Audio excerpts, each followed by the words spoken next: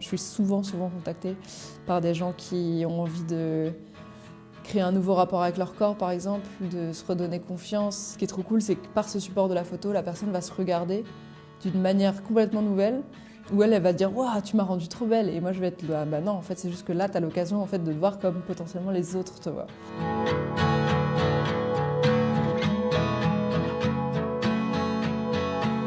Je suis arrivée à la photo parce qu'en fait, j'étais passionnée de photo, mais pas dans le sens professionnel, tu vois, mais plus dans le sens où quand j'arrivais genre chez mes grands-parents ou dans ma famille, le premier réflexe que j'avais, c'était d'aller vers les albums photos. Enfin, j'étais passionnée par les souvenirs et par l'ambiance qu'il y avait là-dedans. À chaque fois, j'arrivais, je me plongeais et puis j'avais l'impression de revivre des souvenirs. Et ensuite, j'ai découvert les photographes de conflits, en fait, la street photo. C'est là où j'ai découvert que la photo, c'était une profession, que c'était quelque chose que les gens faisaient aussi et qu'ils en vivaient. Pour moi, la photo, ça servait à un truc, c'était immortaliser un souvenir, transposer une vérité et qu'ensuite on puisse la reconsulter, tu vois. Genre ça, pour moi, c'était le super pouvoir de la photo, c'était ça.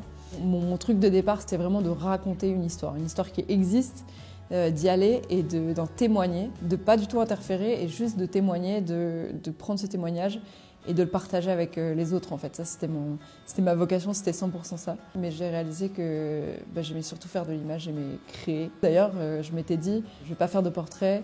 Mon but, c'est pas de créer des situations, c'est juste d'aller chercher celles qui existent et de les partager. Mais plus tu vas avoir une maîtrise et plus tu vas avoir aussi envie d'être en maîtrise des éléments. Et du coup, plus tu vas faire de la photo de portrait, où tu vas toi créer tes lumières, toi créer tes situations. Ça fait quelques années maintenant que je fais ça et je prends beaucoup de plaisir à créer ma propre vérité, en fait. Ce qui est cool, c'est quelqu'un qui va arriver, qui va être 100% lui. Et c'est à moi de faire le boulot pour aller chercher une partie de son identité, ajouter une partie de la mienne et qu'ensemble on crée un univers qui est complètement nouveau. Et c'est ça que j'adore en fait avec ce type-là de photographie. Et avec des modèles amateurs, c'est vrai que la notion d'intimité du coup elle est encore plus réelle parce que justement il n'y a pas de démarche professionnelle. C'est juste on se crée une bulle et la personne nous fait confiance et c'est vrai qu'il faut en prendre soin en fait de ça. Ouais, mon style, il y a une chose qui pour moi le définit particulièrement, c'est une forme de nostalgie. Genre, c'est ce truc que j'ai eu de ma première rencontre avec la photo.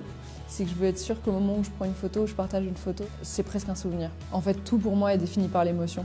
Genre la personne avec qui je vais shooter, le message que je veux raconter, les couleurs que j'utilise, même les couleurs que je vais utiliser entre elles. À chaque fois, c'est 100% lié à l'émotion.